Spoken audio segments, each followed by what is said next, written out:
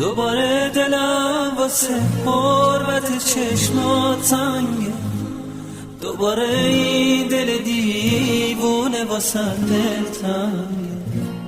وقت از تو خوندن ستاره ترانه ها، اسم تو برای من قشنگ ترین آهنگه.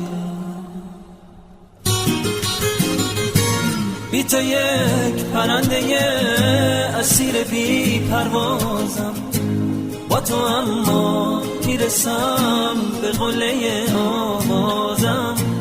اگه تا آخر این ترانه با من باشی، واسه تو سقفی از آهنگ و صدا میسازم.